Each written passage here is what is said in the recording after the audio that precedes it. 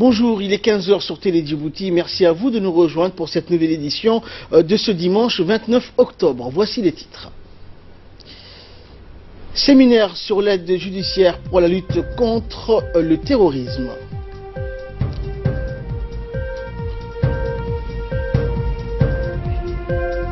Et l'attaque d'un hôtel à Mogadiscio a fait au moins 25 morts. C'était donc lors d'une double attaque à la voiture piégée et des assaillants ont fait feu sur les civils également.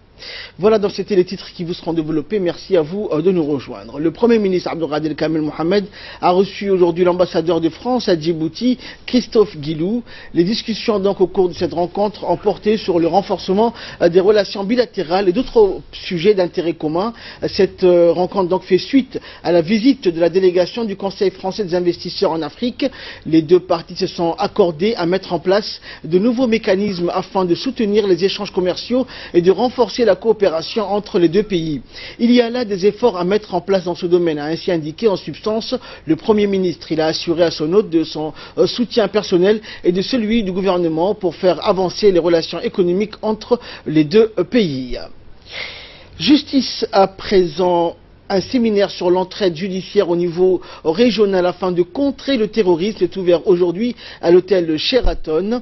Donc pour nous en dire plus, Asma Obaker est avec nous sur ce plateau. Bonjour Asma. Bonjour. Donc la cérémonie d'ouverture de cet atelier qui va durer 5 jours a été présidée par le secrétaire général du ministère de la Justice, Maki Omar Abdelkader. Effectivement, donc le secrétaire général du département était entouré d'un représentant de l'Union européenne, de 2 experts, de magistrats et cadres du département de la justice, ainsi que des représentants des différents corps concernés par les questions de sécurité. Eh bien, ce séminaire Ahmed permettra de mettre en place un code pénal qui sert de guide pour l'entraide judiciaire. Les pays européens donc veulent renforcer les institutions judiciaires des pays amis afin que les auteurs d'actes de violence pour fondamentalisme religieux, pour trafic d'êtres humains ou même pour piraterie maritime soient capturés, jugés et condamnés sur place. Il faut à la fois des bons textes de loi, des magistrats compétents, un système judiciaire inflexible et des centres de détention bien gérés. Eh bien, les pays membres de l'Union européenne estiment que cette lutte contre le terrorisme et la criminalité transnationale doit être menée en amont et les services de renseignement et de sécurité doivent travailler de concert. Il faut éviter alors que les attentats soient perpétrés en Europe ou ailleurs et autant juger les criminels là où ils ont été arrêtés pour éviter notamment les longues et coûteuses procédures judiciaires dans les pays nantis. Rappelons donc que l'Union européenne accompagne les efforts du gouvernement pour renforcer la lutte contre le terrorisme et la criminalité transnationale. Le représentant de l'Union européenne, M. Bayard, a rappelé la nécessité de conjuguer les efforts de tous les États pour combattre l'extrémisme dans l'écoute. L'extrémisme, donc. Merci Asma donc pour toutes ces explications. Et durant ce séminaire, le secrétaire général du ministère de la Justice, Maki Omar Abdelkader, a remercié dans son intervention l'Union européenne pour son appui technique et financier. Nous l'écoutons. Notre pays entretient, comme vous le savez, sur la base de conventions, de nombreuses coopérations dans le domaine de l'entraide et de l'assistance mutuelle avec des pays ou organismes régionaux, d'une part, l'Éthiopie, la convention avec les pays de l'IGAD, mais aussi celle qui lie les pays de la Ligue arabe. Et je veux aussi rappeler une autre convention, la plus ancienne, la convention de coopération et d'entraide que nous entretenons avec la France depuis 1978 à ce sujet. Et depuis le début, l'Union européenne a accompagné les efforts du gouvernement en mobilisant les ressources nécessaires à la formulation et à la mise en œuvre de notre politique nationale de lutte contre la criminalité transnationale organisée, au premier rang desquelles, comme l'a rappelé tantôt M. Bayard, figure le terrorisme. Et la succession des activités telles que M. Bayard vient de le préciser, celle de l'activité 12.4 à laquelle un certain nombre d'entre vous ont participé, et le 12.5 qui nous réunit actuellement en est le meilleur témoin. Également dans l'actualité, le général Zakaria Cheikh Ibrahim, chef d'état-major de l'armée nationale, avait reçu donc jeudi dernier le docteur Abdoulaye Omar Bouh, directeur de la force est-africaine en attente, l'IASF. Ce dernier était en visite de travail à Djibouti. Le chef d'état-major général des armées a saisi l'occasion pour féliciter le docteur donc Abdoulaye Omar Bouh pour sa nomination à la tête de cette importante organisation au niveau régional. Il l'a en outre assuré de son plein soutien pour bien mener donc sa mission. C'est avec une grande fierté que nous voyons un concitoyen prendre la tête d'une telle organisation, a-t-il notamment indiqué. De son côté, le directeur Abdoulaye Omar Bouh a fait part au général Zakaria de toute sa gratitude et sa reconnaissance pour son soutien et celui du haut commandement militaire djiboutien qui ont tous appuyé sa candidature à ce poste stratégique. Il a ensuite détaillé l'objectif de sa visite à Djibouti qui est axé sur plusieurs points. Il s'agit d'abord d'une prise de contact avec les autorités civiles et militaires djiboutiennes, du rappel également du paiement des arriérés des contributions de la République de Djibouti et des préparatifs de l'organisation d'exercices communs au sol qui auront lieu au Soudan au mois de novembre prochain. Le directeur de l'EASF a rappelé que son organisation regroupe des unités combattantes de 10 États des pays d'Afrique de l'Est. Elle a pour vocation de soutenir la paix et la stabilité dans la région. Sport à présent, lancement d'un championnat de foot de 3e division. Le secrétaire général donc du ministère du secrétariat d'État à la jeunesse et au sport, Mohamed Ahmed Farah, a lancé vendredi donc au complexe sportif de Roi Fahad à Balbala le championnat national de football 3e division de cette saison sportive 2017-2018. 16 équipes sont engagées dans ce championnat. En match d'ouverture, la formation de l'Institut islamique de Djibouti a rencontré l'équipe de la cité dite Gerger. La cérémonie d'ouverture donc a eu lieu en présence du chargé d'affaires de l'ambassade saoudienne à Djibouti, Jamil Ben Abdurrahman Chachah, et le directeur de l'Institut islamique à Djibouti, Cheikh Atir Ben Suleiman Al-Hamdi, ainsi que du secrétaire général de l'équipe dite Gerger, Yonis Aden Ali, et des cadres du ministère de la jeunesse et des sports. L'équipe de l'Institut islamique a battu la formation cité Gerger sur un sévère score de 6-0. Santé à présent, nous allons parler hémophilie. L'hémophilie donc est une maladie héréditaire très rare. Elle se caractérise par un trouble de la coagulation et lors d'un saignement, le sang des personnes hémophiles ne coagule pas normalement.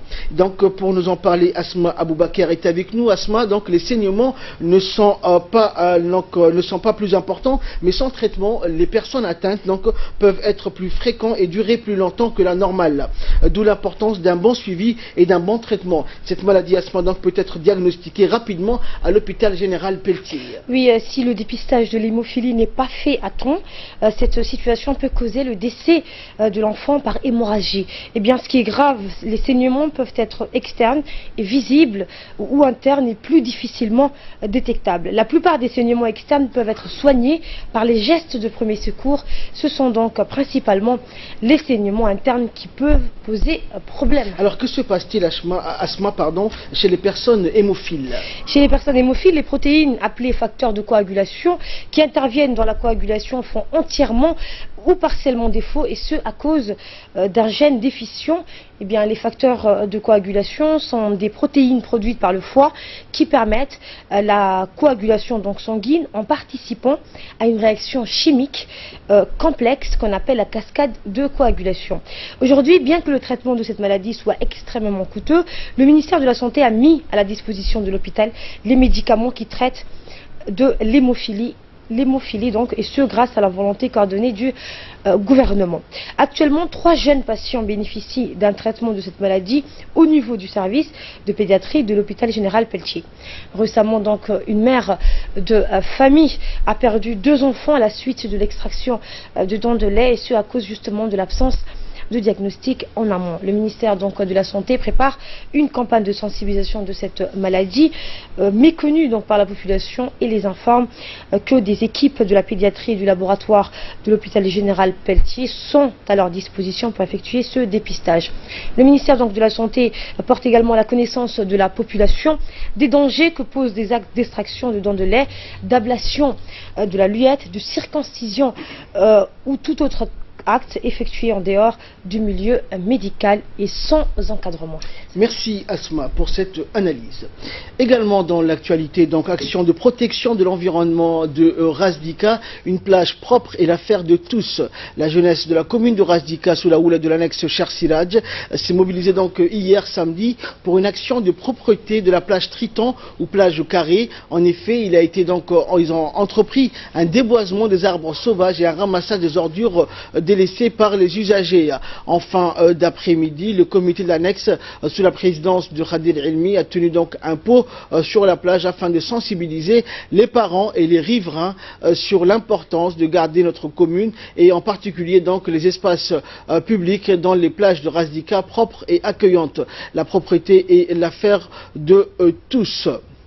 On a fait jeudi dernier la plage du Héron, donc là c'est la deuxième étape donc, pour nettoyer la plage du Triton pour que nos citoyens profitent pleinement de cette plage. Et on remercie les habitants de la commune de Razdika qui sont venus en nombre pour participer à cet événement. Et à présent, il est l'heure de retrouver l'appel à la prière d'Al-Asr. Nous retrouvons la suite de notre édition juste après. Allahu Akbar, Allahu Akbar, Allahu Akbar,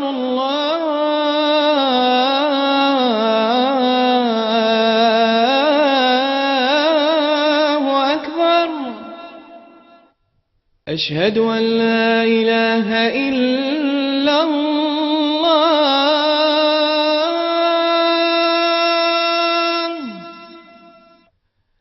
أشهد أن لا إله إلا الله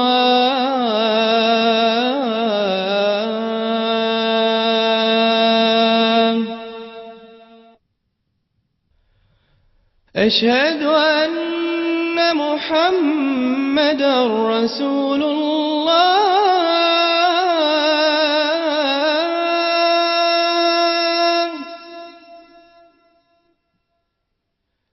أشهد أن محمدا رسول الله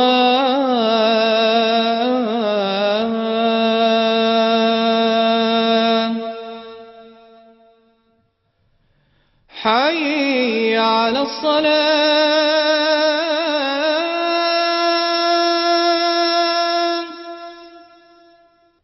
حي على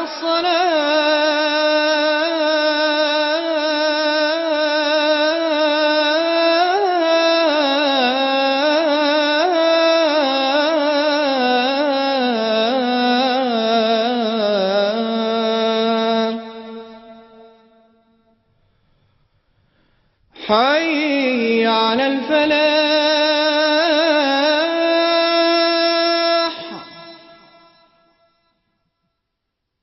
حي على الفلاح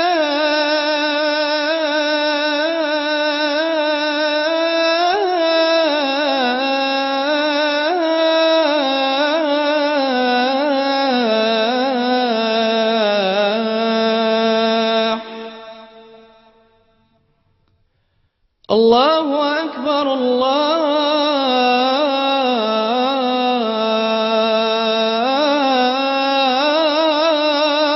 أكبر لا إله إلا الله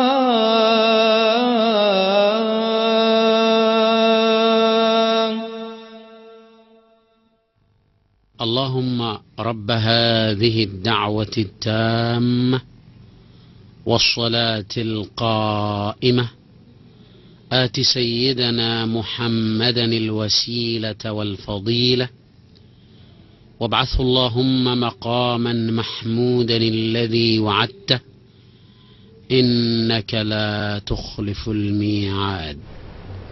Voilà, c'était l'appel à la prière d'Al-Asr. Nous retrouvons la suite de notre édition.